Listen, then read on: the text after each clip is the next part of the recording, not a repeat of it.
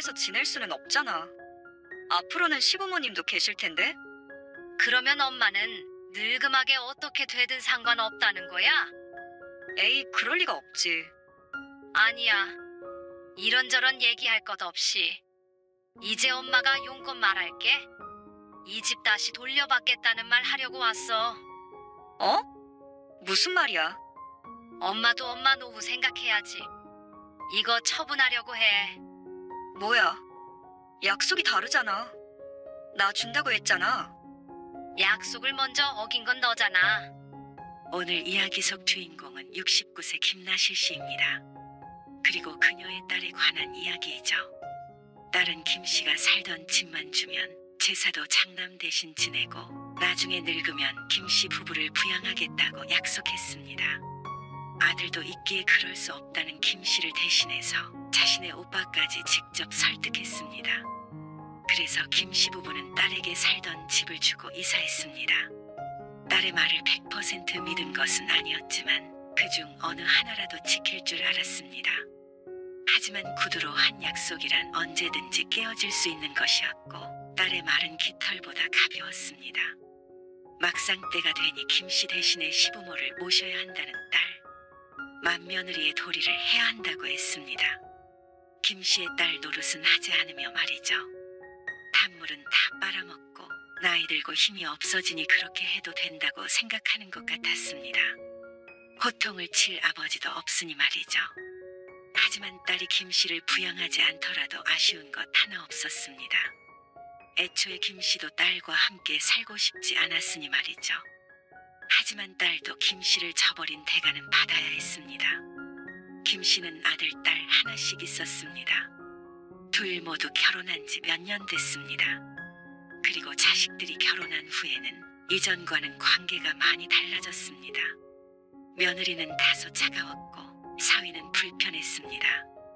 처음엔 자식들과 왕래하고 싶어 했던 김 씨와 남편도 나중엔 마음을 바꿨습니다. 요즘 문화가 그렇다면 김 씨도 자식들에게 가까이 지내라고 강요할 생각이 없었습니다. 그래서 자식들이 결혼한 뒤로는 명절과 제사, 1년에 총 3번만 만났습니다. 당시엔 같은 지역에 살고 있었음에도 말이죠. 물론 아예 서운하지 않다면 거짓말이겠지만 그래도 순응했습니다. 생일인데 이놈들이 전화 한 통 없네. 그러게. 아무튼간 부모 생일도 몰라. 됐어. 우리끼리 맛있는 거 먹고 좋은 데 가면 되지 뭐. 그래, 기대도 안 했어. 그날 저녁 아들에게서는 바빠서 늦었다며 전화가 걸려왔지만 사위나 며느리 그리고 딸에게선 전화 한 통 없었습니다. 김 씨의 생일인데도 말이죠. 그래도 괜찮았습니다. 남편의 말대로 김 씨 부부도 김 씨 부부만의 삶이 있었습니다. 정말로 가시게요? 그래, 집도 계약했어. 갑자기 가신다니까 놀라서요. 김 씨 부부는 남편이 은퇴한 뒤에 지방으로 이사할 계획을 했습니다. 그 얘기를 전해들은 아들은 놀랐지만 몇 년 전부터 남편과 상의했던 바였습니다. 자주 만나질 않으니 자식과 자세한 얘기를 나눌 기회가 많지 않았습니다. 어차피 1년에 몇 번 안 보기에 굳이 자식들과 가까이 사는 것도 의미가 없었습니다. 자식과 멀어지기 위해 가는 것은 아니었지만 말이죠. 그럼 집도 벌써 팔아버리셨어요? 전부터 생각하고 계셨던 거네요? 그건 맞는데 집은 안 팔았어. 반년 전에 내놨었는데 안 팔리길래 우선 전세 주려고.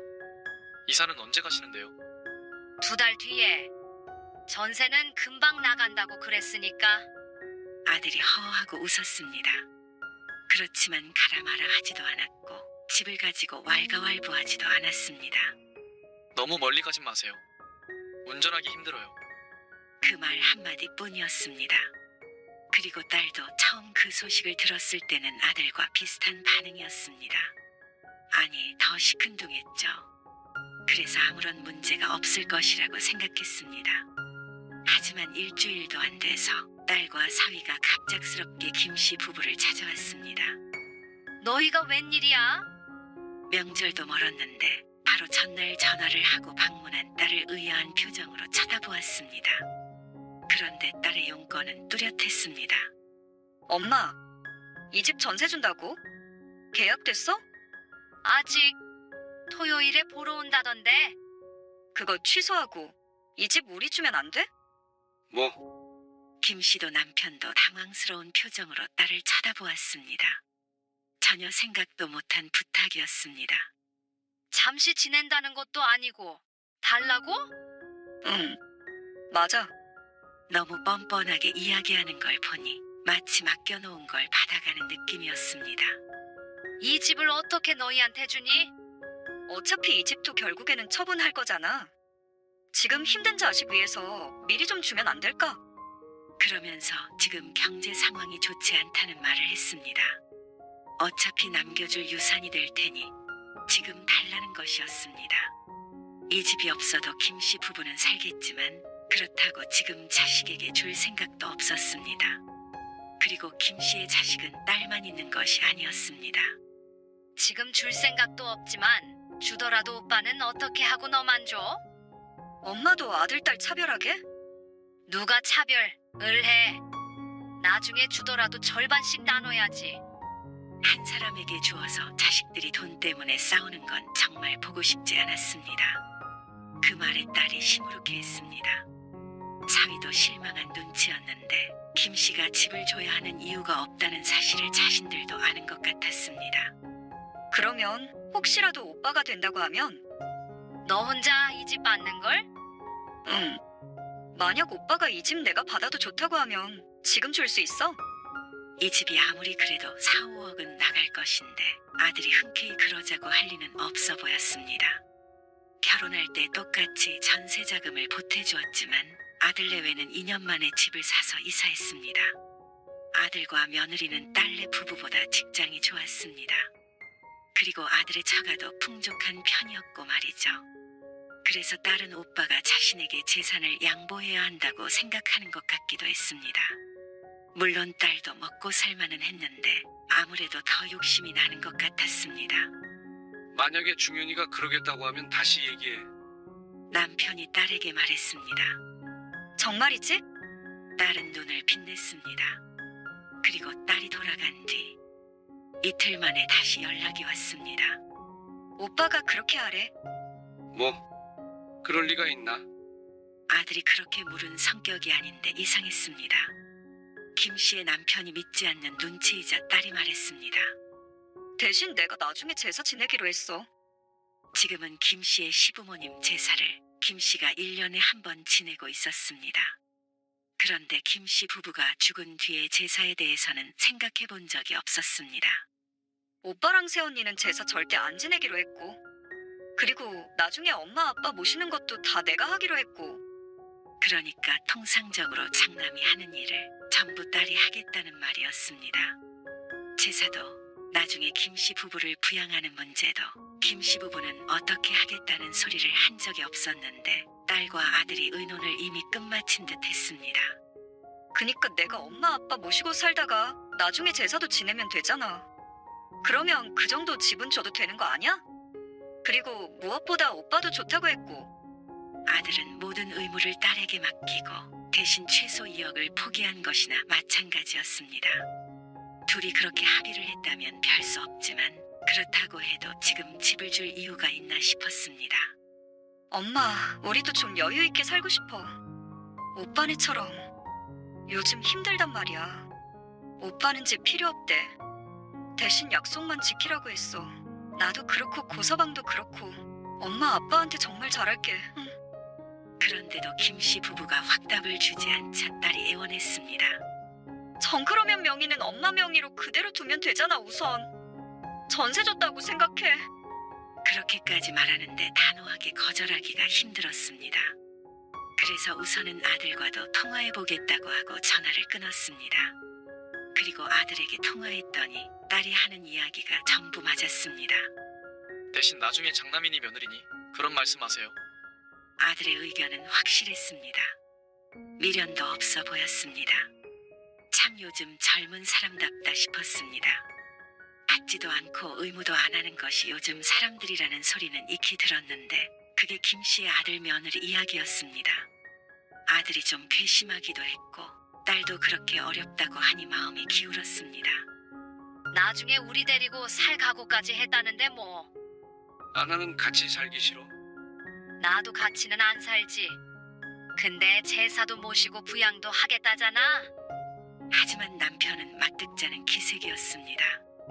또 여진이 말대로 우선 내 명의로 가지고 있으면 되지. 그러면 언제든지 물을 거야. 마음에 안 차면 여진이도 잘하겠지. 그렇게 김 씨가 남편을 설득했습니다. 그리고 딸에게 집에 들어와서 살라고 하자 무척 기뻐했습니다. 하지만 남편은 이사 나가고 딸이 들어오는 그 순간까지 경고했습니다. 언제든지 다시 찾아올 수 있다고 말이죠. 물론 딸은 그런 말은 귀에 들어오지 않는 듯 보였습니다. 그리고 김 씨 부부는 이사를 했습니다. 1시간 반 거리니까 아주 먼 곳은 아니지만 살던 경기도보다는 한적한 지방도시였습니다. 엄마, 언제 올라와? 글쎄, 네 아빠가 운전하기 힘들다고 나중에 가자던데. 그래도 우리 리모델링한 것도 구경하러 안 와? 아빠한테 말해서 한번 갈게. 딸은 집을 받은 이후 생전 처음 김 씨 부부를 초대를 했습니다. 처음엔 빈말인 줄 알았지만 재차 전화해서 묻는 통에 김 씨도 남편을 설득해서 딸에게 갔습니다. 우리 집 어때? 잘해놓고 사네. 전세금 뺀 돈으로 리모델링을 했다고 그러더니 새집 같았습니다. 딸과 사위는 얼굴이 환해졌습니다. 기분 탓인지는 몰라도 무척 여유가 넘쳐 보였죠. 엄마 아빠 오니까 특별히 신경 많이 썼어. 그리고 딸에게 처음으로 밥상을 받아봤습니다. 네가 했어. 그럼 내가 하지. 알아서 잘 사는 줄은 알았지만 그래도 결혼을 하니 요리도 하고 사는 것이 신기했습니다. 그런데 사위가 식사 도중에 김 씨에게 말했습니다. 장모님, 장인어른. 두 분에서 여행 한번 다녀오세요. 장인어른 곧 생신이시잖아요. 여행을 가라고. 생일이라고 전화도 안 하던 사위가 왜 갑자기 여행을 보내주는지 의문이었습니다. 네. 그동안 저희가 너무 무심했던 것 같아요. 저도 하나밖에 없는 사위인데. 사위가 멋쩍은 미소를 지으며 말했습니다. 그리고 김 씨가 어안이 벙벙해 있는데 딸이 말했죠. 우리가 경비는 낼 테니까 좋은 데 다녀와. 그래? 그럼 사양 안 할게. 사양을 왜 해? 사위가 보내주는 건데. 그러자 사위도 옆에서 너털 웃음을 지었습니다. 늘 불편했던 사위가 저렇게 소탈하게 웃는 것은 처음 보았습니다. 우리는 내려가 볼게. 벌써? 점심을 같이 먹고 저녁 시간에 가까워오자 김 씨 부부는 자리에서 일어났습니다. 이제 가봐야지. 주차장까지 모셔다 드릴게요. 딸과 사위도 같이 일어났습니다. 그리고 남편의 차가 있는 곳까지 같이 나갔습니다. 그리고 멀리 차가 보이는데 딸이 곁으로 와서 김 씨에게 말을 했습니다. 아빠 차 옆에 저거 보이지? 저 차? 응. 저거 이번에 새로 샀어. 그 말에 다시 차를 쳐다보니 반짝반짝 빛나는 새 차가 김 씨네 차 옆에 나란히 서 있었습니다. 저게 너희 차야? 맞아. 고서방차가 말썽이라 새로 샀어. 그렇게 힘들다더니 아마 전세금 때문에 주머니 사정이 넉넉해진 듯 했습니다. 그러자 옆에서 남편이 불편한 기색으로 헛기침을 했습니다.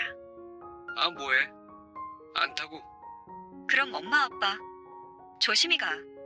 딸과 사위의 인사를 받으며 김 씨는 다시 집으로 출발했습니다. 김 씨도 아까 왜 남편이 불편해했는지 알 것 같았습니다. 이렇게 대접도 받고 여행도 보내준다니 기분은 좋았지만 한편으로는 조금 씁쓸해한 감상도 들었습니다. 1년에 3번이나 보나 마나했던 딸과 사위가 집을 주니 180도 바뀌었으니 말이죠. 돈이 있어야 효도도 받나 봐. 남편의 중얼거림에 김 씨도 말없이 고개를 끄덕였습니다. 역시나 같은 생각이었습니다. 그래도 잘 살잖아. 그때 띠링하고 딸에게서 문자 메시지가 왔습니다. 김 씨가 확인해 보니 집 명의는 언제쯤 옮겨줄 수 있느냐는 조심스러운 질문이었습니다. 그걸 소리내어 읽자 남편이 단호하게 말했습니다. 이사한 지 얼마나 됐다고 벌써부터 그래? 남편은 끝까지 명의는 넘겨주지 않을 작정이었습니다. 그리고 어차피 그 집에서 사는데 이름이 무슨 상관이야? 자꾸 달라는 게 이상한 거지. 남편 말도 틀린 것은 아니었습니다. 딸에게 남편의 말을 전하자 딸도 더는 대꾸 없이 수긍했습니다. 그리고 한참을 명예에 관한 이야기가 없었습니다. 처음 몇 달처럼 지극정성으로는 아니지만 그래도 딸과 사위는 김씨 부부를 챙기려고 노력하는 모습을 보였습니다. 그렇다고 한 달에 한 번씩 찾아오거나 그런 것은 아니었어도 적어도 전화하는 횟수는 확실히 늘었습니다. 특히나 생일이나 기념일 같은 것은 어디에 표시를 해두었는지 까먹지 않고 연락했죠. 반면에 아들은 변함이 없었습니다. 더 챙기지도 전보다 덜 챙기지도 않고 딱 할 만큼만 했습니다. 그렇게 10년 정도가 흘렀습니다. 그리고 그 사이에 남편은 암으로 입원을 하게 되었습니다. 한번 내려와야지. 어쩌지? 고서방도 그렇고 나도 요즘에 바쁘네. 애들 학교를 빠질 수도 없고. 주말에도 시간이 안 돼? 이번 주에는 안 되고 다음 주나 다다음 주나 한번 스케줄 좀 볼게. 아빠는 좀 어때? 좋았다 안 좋았다 해. 남편은 수술 후에 얼른 회복하지를 못했습니다. 수술만 하면 금방 털고 일어날 줄 알았는데 운이 없었던 것인지도 몰랐습니다. 그리고 딸은 남편이 병상에 누워있는 기간이 길어질수록 점점 멀어져 갔습니다. 다음에 꼭 갈게. 오빠는? 지난번에 왔다 갔고 오늘 저녁에도 와. 정말? 정성이네. 안 바쁘대? 바쁘다고는 하지. 아무튼 알겠어. 내가 나중에 다시 연락할게. 무심했던 아들이 오히려 딸보다 더 자주 병원을 찾았습니다. 며느리는 함께 올 때도 있고 아들 혼자 올 때도 있었지만 중요한 건 딸은 바쁘다는 핑계로 여태 한 번 왔다 간 것이 전부였습니다. 사위는 코빼기도 못 받고 말이죠. 얘기를 들어보니 사위는 무슨 사업을 시작했다고 하는데 그것 때문인가 싶었습니다. 여진이는 언제 온대요? 아들이 병문안을 와서 남편의 상태를 보더니 무거운 목소리로 말했습니다. 글쎄, 나중에 전화 준대. 그러자 아들이 혀를 찼습니다.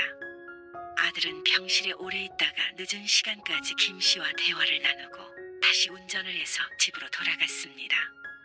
여보, 왜? 뭐 필요해? 아니 그 아파트 말이야.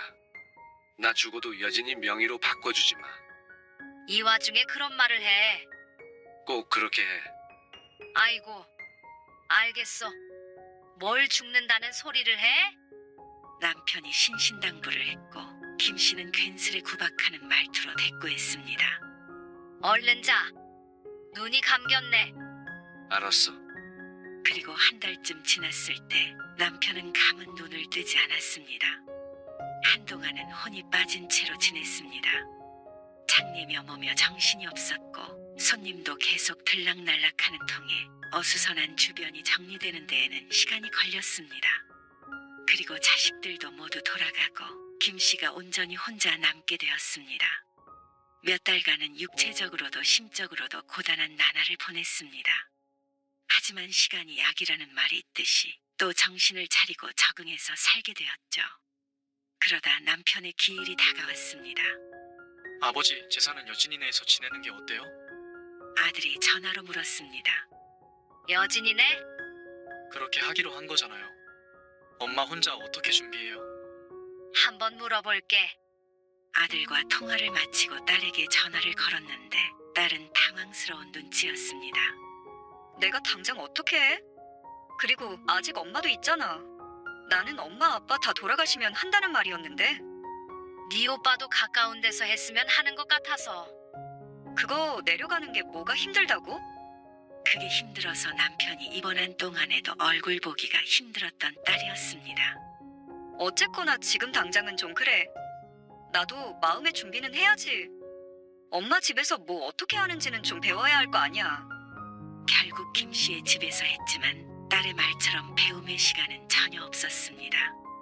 이건 여기에다 둬야 하는 거야. 잠깐만.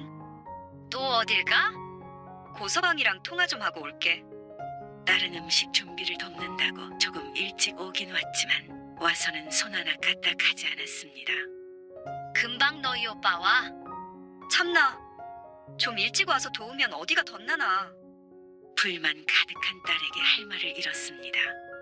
그런데 오빠 오기 전에 할 말이 있는데. 그러더니 김씨에게 은근슬에 말을 건네는 딸. 우리 집 있잖아. 말이 끝나지도 않았는데 하고자 하는 말이 뭔지 알 것 같았습니다. 김씨도 모르게 기가 막힌 웃음을 지었습니다. 아버지 첫 기일에 이런 얘기라니. 남편이 이래서 그렇게 신신당부를 했나 싶었습니다. 이제 줄 때도 됐지 않아? 남편이 살아있을 때는 참아왔던 얘기인 듯 했습니다. 그러더니 집 없는 서러움이 어쩌네 저쩌네 하면서 한참을 하소연을 했습니다. 아들이 오면서부터 다시 입이 다물렸지만 말이죠. 딸은 나중에 오빠가 없을 때 다시 이야기하자며 돌아갔습니다. 그러던 어느 날이었습니다. 마당에서 잡초를 뽑다가 까무룩 정신을 잃고 눈을 떠보니 아들의 얼굴이 보였습니다.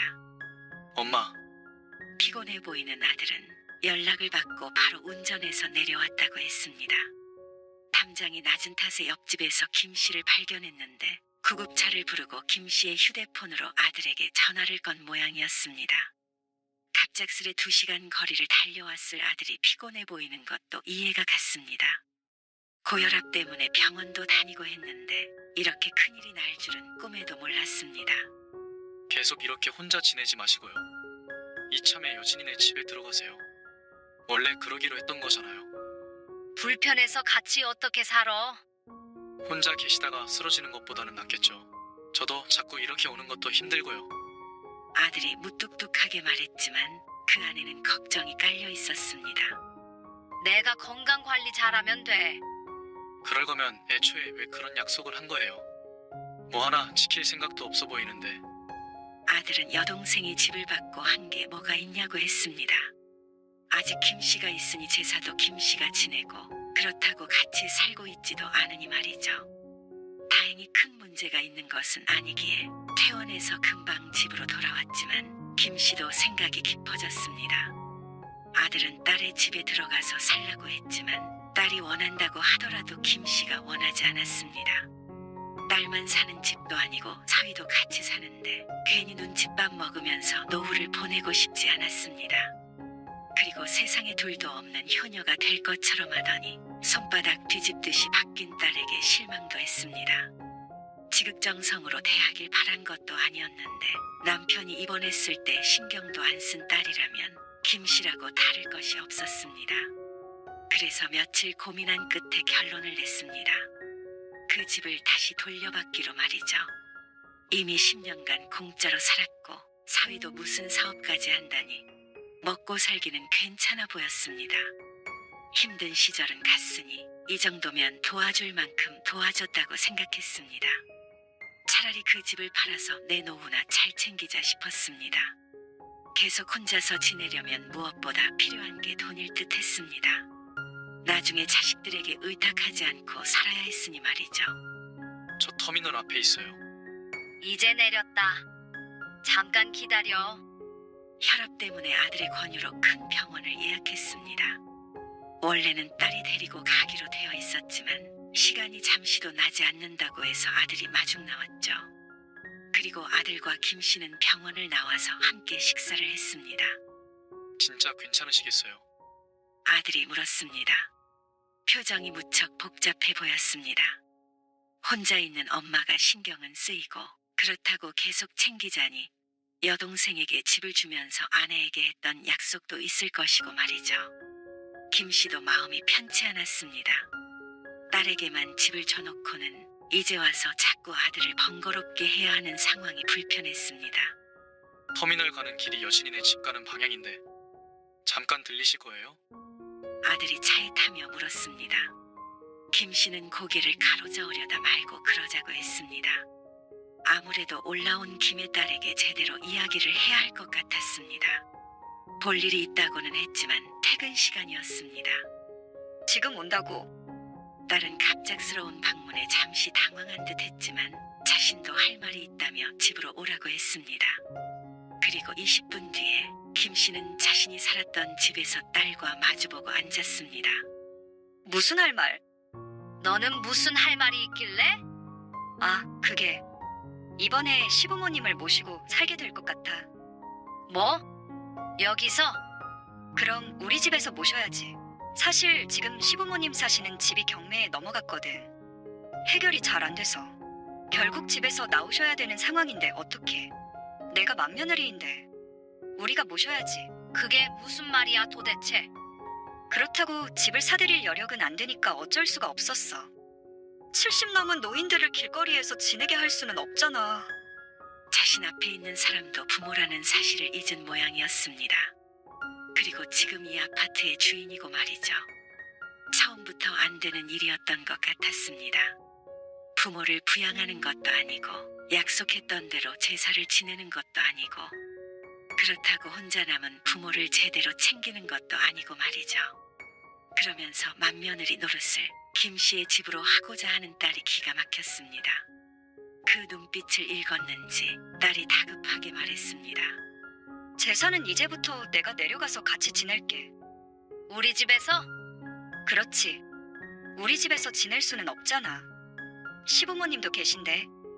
딸은 남편이 없다고 엄마를 우습게 보는 모양이었습니다. 그러면 엄마는 늙음하게 어떻게 되든 상관없다는 거야? 에이, 그럴 리가 없지. 아니야. 이런저런 얘기할 것 없이 이제 엄마가 용건 말할게. 이 집 다시 돌려받겠다는 말 하려고 왔어. 어? 무슨 말이야? 엄마도 엄마 노후 생각해야지. 이거 처분하려고 해. 뭐야? 약속이 다르잖아. 나 준다고 했잖아. 약속을 먼저 어긴 건 너잖아. 아니, 제사 지낸다니까? 시부모 부양하면서? 됐다. 노후에 돈이 부족하면 말해. 그때 내가 도와주면 되잖아. 도와주긴 뭘 도와줘. 내 돈으로 내가 알아서 잘 살면 되지. 아, 엄마. 너는 그럴 거면서 잘도 이 집을 혼자 갖겠다는 소리를 했니? 네 오빠 보기 민망하지도 않아? 뭐가? 이 집 돈 들여서 리모델링 한 것도 나고 재산세 내고 있는 것도 나잖아. 그래? 그거는 돌려주면 되는 거야? 진짜 이럴 거야? 나한테 물려준 거잖아. 그러니까 내가 이렇게 말 바꿀 것 같아서 계속 명의 바꿔달라고 했던 거야. 어떻게 한 입으로 두 말을 해?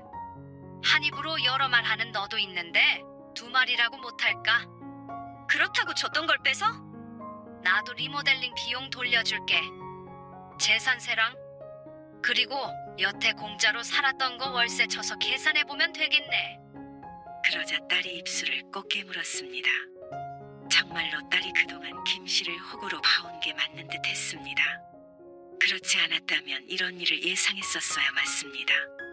그동안의 행실을 생각해보면 말이죠. 난 못 나가. 나가게 될 거다. 김 씨는 이만 자리에서 일어났습니다. 여기서 딸을 쫓아낼 게 아닌 이상 오늘의 용건은 끝났습니다. 그리고 얼마 뒤에 아들도 이 사실을 알았는지 김 씨에게 전화를 걸었습니다. 김 씨가 집을 되찾는 걸 도와주겠다며 말이죠. 그래, 그러면 그거 팔아서 나중에 너희 목 주마. 그러자 아들은 필요 없다고 했습니다. 자신들은 먹고 살만하니 김 씨나 쓰라면서 말이죠. 다정다감하게 말한 것도 아니었지만 부모 등쳐먹으려는 딸보다는 훨씬 효자였습니다. 딸은 역시나 집을 비워주지 않았고 김 씨는 아들이 말한 대로 법적으로 절차를 밟았습니다. 딸이 대가 없이 쓰고 있는 집이니 집주인인 김 씨가 나가라고 하면 딸도 시일은 걸릴지언정 나갈 수밖에 없었습니다. 그렇게 몇 달 뒤 딸이 쫓겨나고 김 씨는 집을 팔아버렸습니다. 어차피 김 씨가 다시 들어갈 것도 아니고 이 나이에 전세나 월세 주고 사느니 차라리 팔아서 목돈을 가지고 있는 게 낫겠다고 여겼죠. 그리고 사양하는 아들도 조금 챙겨주었습니다.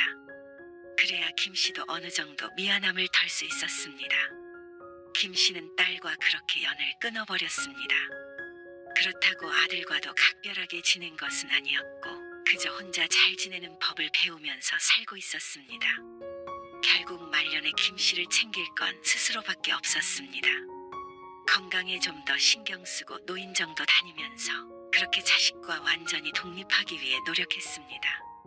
명절도 제사도 혼자 조촐하게 지냈고 가끔씩 아들이 찾아오면 밥 한 끼 같이 먹고 말았습니다. 그러니 오히려 더 마음의 평화가 찾아왔죠.